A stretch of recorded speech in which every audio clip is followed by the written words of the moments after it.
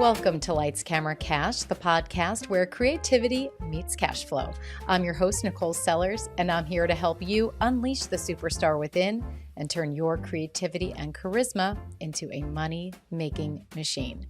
Today, I am thrilled to welcome my business mentor, my friend. She is an icon, a best-selling author, Cara Alwill. Cara is a worldwide best-selling author, host, and creator of the top-rated podcast, Style Your Mind, and change agent for women. As an early voice in the female-driven movement, Cara continues to be a leader in the space, liberating women to trust their intuition and create their own opportunities. She empowers her readers and clients to stop waiting for their big break and instead to publish their own books, start their own podcasts, host their own panels, and design their own clothing lines, whatever their desires are. Cara has spent the past 15 years in the creative space, building her own brand based on her popular blog, The Champagne Diet. She has turned that blog into 9 best-selling books, including the worldwide sensation Girl Code, a top podcast called Style Your Mind with over 10 million unique downloads that has received high praise from media outlets like Forbes and Oprah Daily, and a successful global coaching and consulting practice where she helps other women entrepreneurs hone their unique voice and become leaders in their industries.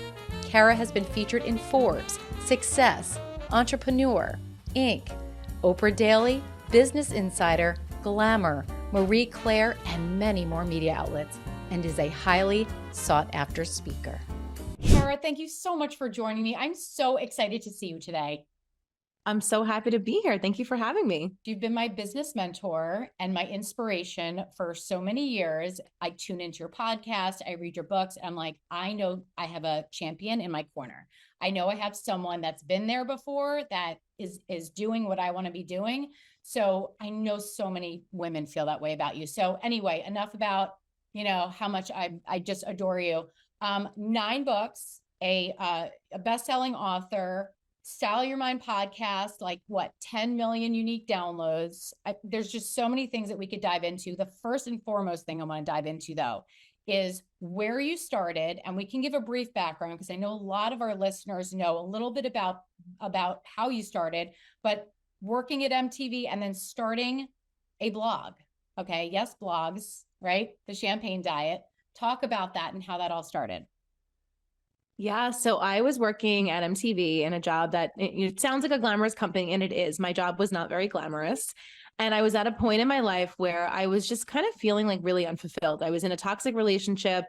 I was in this job where I was making a lot of money and I had a staff under me and everything looked great on paper from the outside looking in. I just wasn't fulfilled. And I was, because I was stressed out about work and my relationship, that was all manifesting in my body. And I had gained weight and didn't feel good about myself. And I said to one of my coworkers at MTV, I'm going to go on a diet, because I think as women, we can all think if we just lose 10 pounds, our life will magically change. Right. Yeah. And I started talking to her about what I was going to eat and the changes I was going to make. And she started telling me to eat organic and whole foods and all this stuff. And I said, well, can I still drink? And she said, yes, but you can only drink champagne.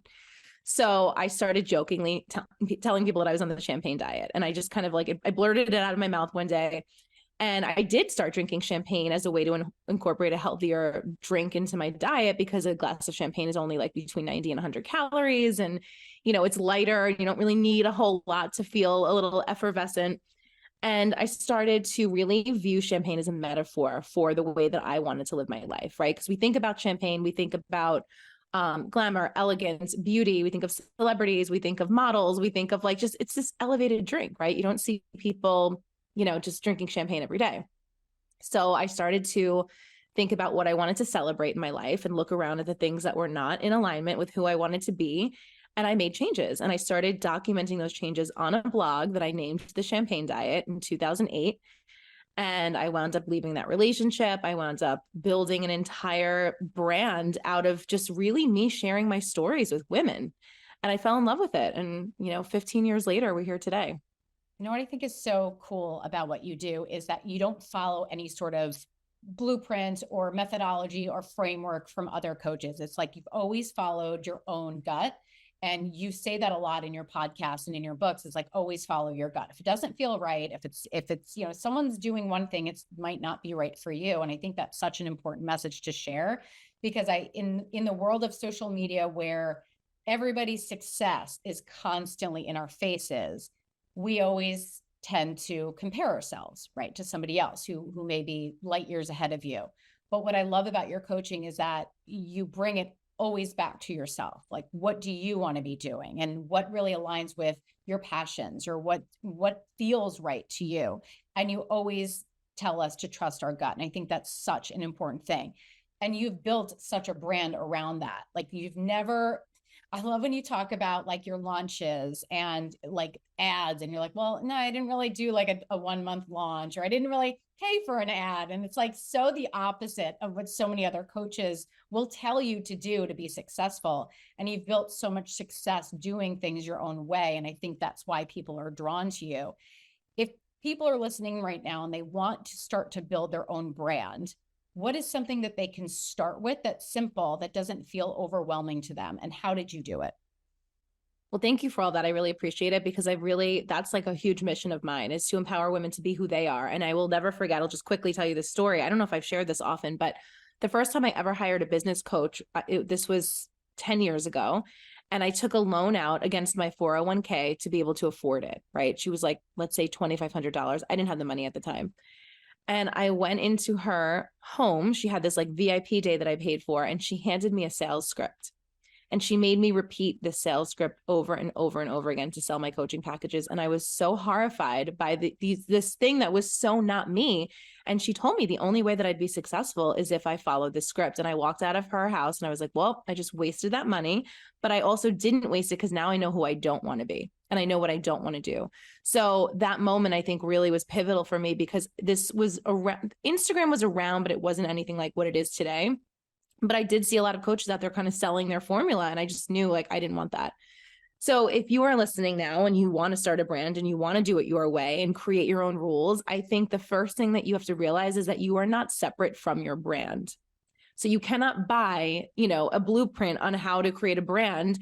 Even though I do teach branding, I teach it, I think, in one of the most authentic ways, which is really helping you clarify what you want to do, get clear on your message, right? So understanding that, bringing the best parts of you and all of you and the most fully self-expressed version of you into the world, that's all branding is. I didn't know I was building a brand when I started the Champagne Diet. I was just sharing authentically. So I think keeping that in mind is number one. Number two, creating a mission statement. That's the first thing that I have people do in any of my courses around branding. My iconic course, which I know that you've seen, is just create a mission statement, which is really a couple of sentences that help you clarify and realize what you're doing, why you're doing it, and who you're reaching. So it could be something as simple as saying, like, I'm Cara, like, I empower women to live a life that they're inspired by and proud of through my books, my podcast, and my coaching services.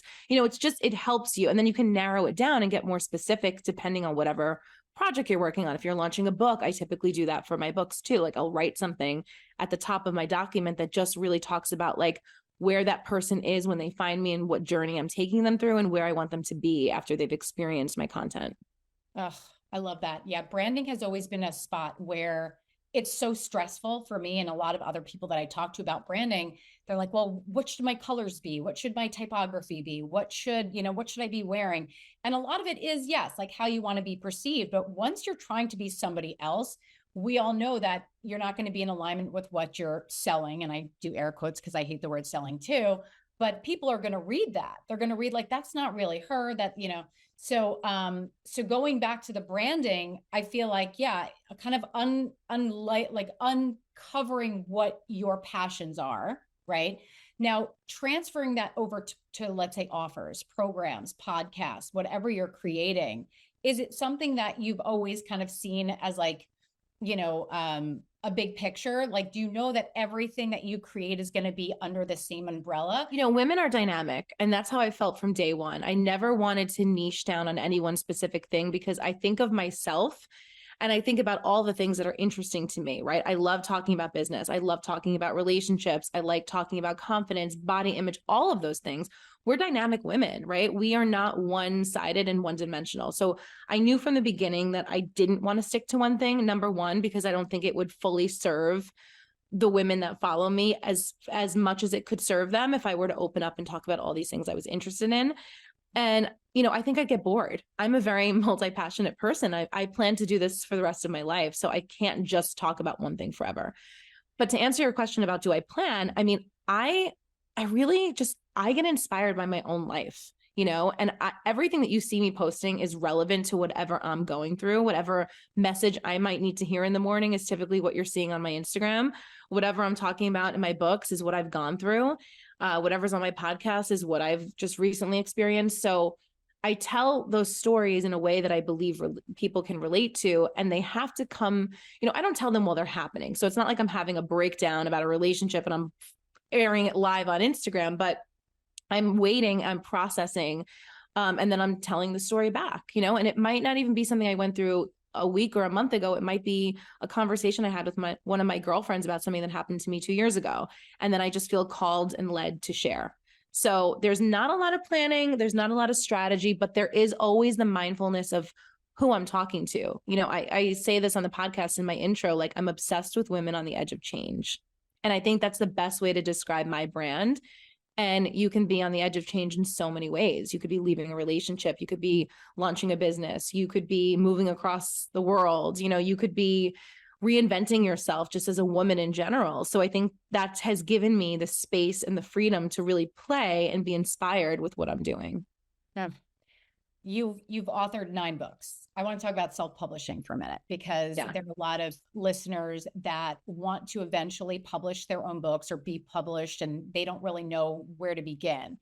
And I know that that's on my list for 2024 is writing my first book, and you're going to be helping me with that. But talk about the self-publishing process, because to a lot of us, it sounds overwhelming. Also, coming up with the idea for their book is also an overwhelming piece to it. Is there a process to when you wrote your first book? Was there like a process or a strategy to that? And talk a little bit about your background with self-publishing, because it was quite a journey for you to get your first kind of book published. Yeah, I think it's a lesson in rejection being redirection. That has really been the main theme with my journey. And I'll quickly kind of share up the process. So for me, I knew that I wanted to turn my blog into a book or a series of books. I had one book in mind specifically. I was initially going to call it the Champagne Diaries, and then it turned into a book called Sparkle. And I started writing that book in 2008. And by the time that I found an agent and we went out to the market with it and tried to sell the book, I thought it was great. She thought it was great. It wound up getting rejected by 19 different publishers. I didn't even know 19 publishers existed. I thought there were like 5. I was like, wow, okay, 19 no's. And at that point, I think most people would say, you know what, I'm throwing in the towel. This is not for me. But I was not taking no for an answer. I knew that I was going to make this book happen. I knew that I was not going to let my fate be in the hands of any gatekeeper. And at that time, Seth Godin wrote a blog called Reject the Tyranny of Being Picked and Pick Yourself. And he was talking about how Amazon had just created this platform. It was initially called Create Space. It's now called KDP. And they were making it easier than ever for independent authors to print their books on demand. So all you had to do was write your book, upload it. Well, like that's all you had to do. Just write a book. It's no big deal. Once that's done, you upload it to Amazon. It's completely free to upload it. And then Amazon goes and prints books based on who orders them through Amazon.com and other retailers. They print, they ship, and then you get a check every month in royalties. And the royalty rate is about 60%. So that's a far cry from what traditional publishing is, which is like much less than that. Just to give you guys an example, like one of my books that might cost, $12 on Amazon, I'm seeing 60% of those sales. So I'm seeing like, $6.50 or whatever, $7. And through my traditional book deal, which I later on got, I see about $1 off of a $15 book. So it's, there's so many reasons why I believe in self-publishing and why I've done it for so many years. And without giving you all of the details, I will just say that by my 4th book, which is a book called Girl Code that I wrote based on my experiences as a female entrepreneur and how I saw women coming together and joining forces and collaborating and sort of stopping the whole cycle of jealousy and competition, I wrote that book, and that book just put me on the map. And I sold almost 100,000 copies through Amazon print on demand in under a year. And all of a sudden all those publishers who rejected me came knocking down my door. I did take a book deal with Penguin Random House. I did a double book deal, multiple six-figure double book deal with them. Sold Girl Code, wrote a book called Like She Owns the Place, and absolutely hated the experience of working with a traditional publisher. So I opted out of my contract. I mean, obviously they still have those 2 books, but I didn't give them the first right of refusal for my next book, which became Girl on Fire, which I self-published. So I feel so strongly about the process. It's not hard if you know what to do, which is why I created my self-published course with Amanda Francis, who is a good friend of mine. She's an amazing coach. She does like the energetics of money and manifestation. She wanted to write a book, and she talked to me about my experience, and I advised her like just to do it on her own. And she actually got approached by my publisher to publish her book, and she rejected that deal. She went on to publish her book, Rich as Fuck, and she sold over 100,000 copies. You know, she's getting to keep all those royalties. She owns the rights to her book. So we just decided like we had to, you know, empower women to do it their way, and also speak out about some of the things that are really unfair in the traditional publishing world. I mean, I can't get out of my contract for Girl Code unless Penguin decides to stop selling that book. Like, they own it forever. I can't buy it back. It's gone. They own the rights to it. There are so many things that authors don't see. They just see the glitz and glam of having a book deal, but having a book deal now is not what it was 15 or 20 years ago. Like what you're hearing so far? Then you're going to love all the content and support inside TV Hosting Academy's Green Room membership. Member perks include small group coaching with me, Nicole Sellers, access to industry insiders who share all the secrets to on-camera success, and a monthly think tank session with a tribe of like-minded creatives. Check out all the details in the show notes. See you inside the Green Room. Publishers are coming to people now who have big platforms because the author's doing all the work to promote the book. So why would you do all the work to promote your book and then hand over most of the royalties to them and the rights to them? Like, it just doesn't make sense. Yeah, no, I totally agree. And then also your PR strategy, like, and if you even have one, because I've heard you talk about publicists before, how you have gotten your own media appearances and all of that stuff you've done on your own, which I think is so incredible. I mean, you've been on morning shows, you've talked about your book, your podcast, all that stuff. What are just a few kind of PR tips that you've done for yourself that have gotten you that type of exposure? You know, I've always pitched myself directly to people. So I go and like find the information from like the journalists or the editors or producers of those shows. And I always write them like a really genuine, personalized email whenever I pitch. So no shade to publicists, because I do think they're important, but I have not had any luck. Like with a publicist, when Penguin was pitching me out to people, for whatever reason, like my book just wasn't getting press. And whenever I'd pitch myself, I'd get it. So I don't know if that has to do with the style or the energy behind the pitch, but I'm a huge believer in that. So I do think that there's something to it. Again, being as personal as possible, you know, as you can be. I mean, I remember with Girl Code, when we were re-releasing it, I wanted to put some new interviews in. And I sent a DM to Shirley Manson, the lead singer of Garbage, because I love that band, 90s band. And I asked if I can interview her, and she said yes. And she gave me her agent's email, and I set that up. So there's so much power in just putting it out there and asking for what you want, you know, and I think a lot of people underestimate them or underestimate themselves, and they think that they need a huge team behind them. I've been doing this a long time. I've never had a huge team behind me, and I think I've come pretty far. And I think there's a reason. It's funny because I always get like doors slammed in my face. It's just been my story. Like even finding like a talent agent, I've been trying to find one for years, and I get meetings with these huge agencies, and then ultimately I get told no. But I think that that's the universe showing me repeatedly, like, you can do this yourself. You preach choosing yourself, keep doing that, right? Oprah featured me on her website. I cannot tell you how many times I had friends who were publicists pitch me to O Magazine. Nothing ever happened. One of their producers and editors found my podcast and decided to recommend it as one of Oprah's favorite podcasts to download. You know, so I think it's never, we can't depend on things to happen when it comes to PR and press on our own timeline.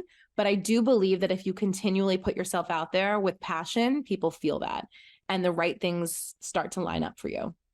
Oh, that was so well said and so true. Because when I was a reporter and I would get pitches all the time, 9 out of 10 times I would take the personalized pitches over PR pitches.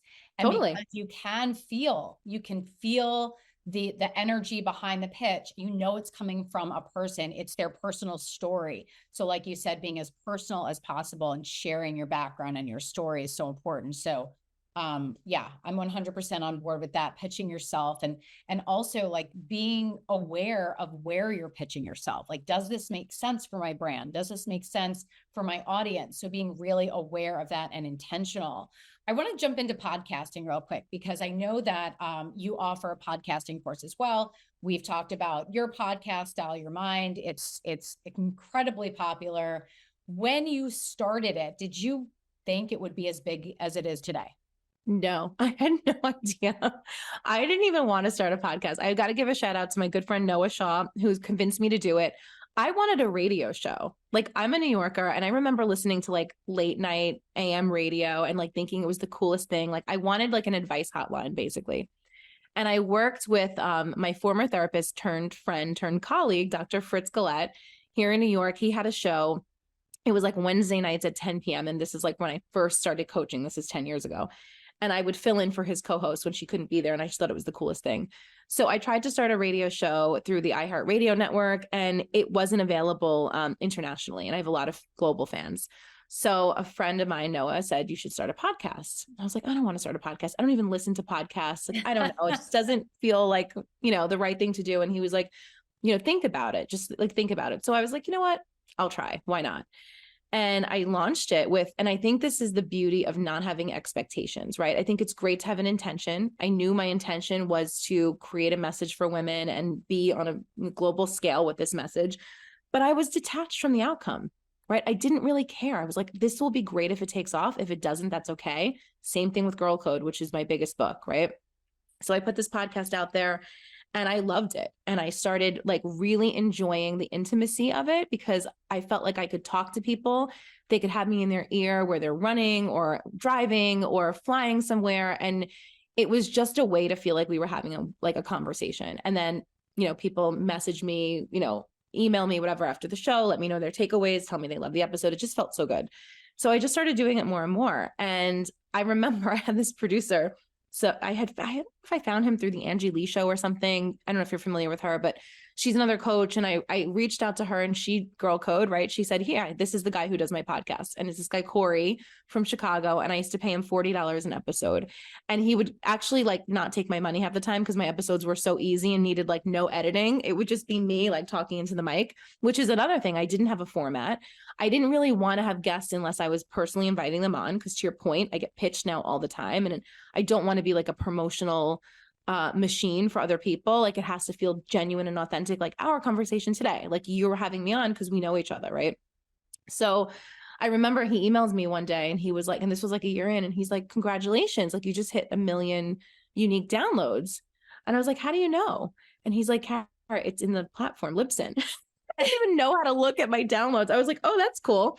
And I remember just thinking like, okay. And that's how like everything has been in my business. Like, I'm not like that anal type A person. I am when it comes to my performance and my work, but like, I don't look at stats and numbers the way a lot of people do. And I think for anybody listening now that's like stuck on that, like those metrics, like it's great to have millions of followers and downloads, but like, don't get stuck on that. Like, don't let that determine your success. Cause when I was blind to it, I was just like, whatever, like, this is fun. I'm doing it. I'm enjoying it, going back to fun. Right. And it turned out to be a success. Ugh. And I love how you say, like, if something's not serving you or if it doesn't feel right, like you switch gears, you do something else. And you had mentioned that in your podcast. There was one podcast episode that I was just listening to earlier about your big, I think it was like $107,000 launch, like something crazy. Yeah. And I want to talk about that a little bit because I think for those people who are starting to put together offers and launches, and they think that they need to have this big grand plan to like just put themselves out there or even just create a coaching program, something, people get lost in the details. And then they're like, it's like that analysis paralysis. We're going to spend months trying to figure out a framework and a program and a methodology and all those things. And then we have to plan the launch and then the email automations and like all this stuff. So people get really caught up in that. And you just said, well, I sent out a few emails and it felt right. And that was one of my biggest launches, which I think is so incredible. Talk about that and like what is kind of going through your mind when a new program hits, right? Like maybe you feel inspired by something. And I'm guessing that's what happened in this case, because it came on pretty quickly. And then you and your lean and mean team had put out some emails, and you had an incredible launch. Talk about that experience.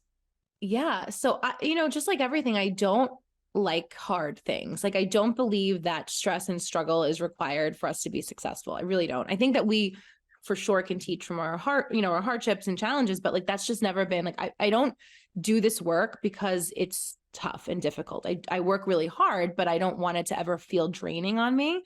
So anytime I launch anything, including this is a program called Coaching Queen. It was sort of like this divine download, right? Like one day I was just like, I really want to do this program because so many women reach out to me and they're like, where did you get your coaching certification? I want to coach, but I don't know what to do. I don't know how to create an offer. And I didn't want to like teach people how to coach necessarily. I recommend going through a certification program like I did, but I knew that I had a unique angle on coaching because I know that I coach very differently and my programs look different than a lot of other coaches. So I thought I should just launch this program. So I started outlining it. And I will say one thing, I always sell a program before I write it. It's just an idea when I start selling it. And I think a lot of people feel like they need to have this entire like in-depth program written up and slides created. Like that comes later, like I'll launch something like a couple weeks before I'm going to teach it. And I pretty much know what I'm going to say. And a lot of it is just me coming through and like channeling whatever I feel like I need to say on that call. So it's not planned out. I don't do scripts. I don't do PowerPoints or any of that stuff. But I sat there that weekend and I think I launched on like a Thursday or something. And I sent an email out. And by the way, I send all my emails myself. I have one person that works with me, and shout out to Jennifer if she's listening. She's my online business manager. But, sometimes she'll draft something for me, but I write those emails. Like I'm in constant contact writing them myself. So I wrote the email, I recorded a podcast that I did in my living room, like in my pajamas, said it live, and just spoke passionately on Instagram, like got on my stories, like did a couple of posts. And I just think that launch specifically was very important for me because it was the easiest launch I think I've ever had. And it was like the most like passionate, like it just came to me. I didn't take out any ads. Like I said, I never do that. Occasionally I'll boost a post on Instagram for like $100, but that's the extent of it. I see coaches out there spending like $25,000 on like launch ads and then they don't make it back and they're stressed. I don't know. To me, that's not my style.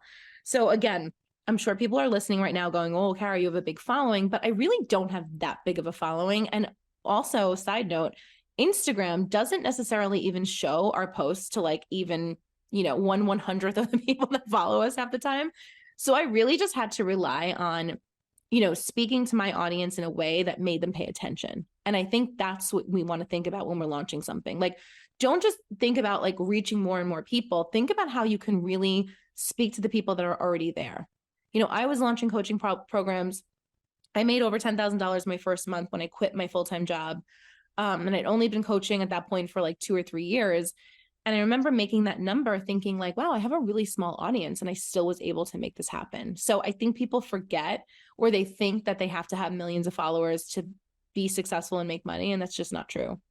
Well, I think because you debunk that myth, and a lot of times when you're in your ecosystem, you've already built that trust. So people are coming to you, let's say for one thing, and then you see them through their progression. So I think that that's another important thing to note, is that once you know who your core audience is, like who is that person that you're talking to, you understand their needs because you're listening to them through one program, and then that's going to lead you to the next one and to the next one.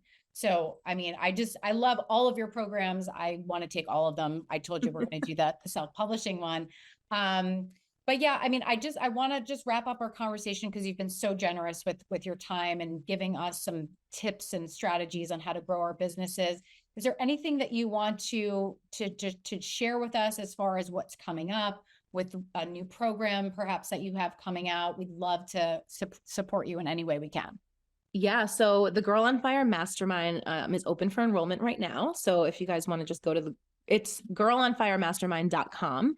I've got a few spots. We've got a few spots sold in, and then the next one opens early next year. And then self-published is opening in January for enrollment. So those are the two big ones. Well, I'll be there for sure. Yes, January, it's on my list. I told you 2024 is my list, is on my list for a book. And 2023 was my podcast year. So I just want to thank you so much for inspiring me and inspiring millions of other women just to be themselves, understand who they are, and build a brand and profitable business around it. So thank you so much for coming. And I hope to see you again on here soon. Thank you so much.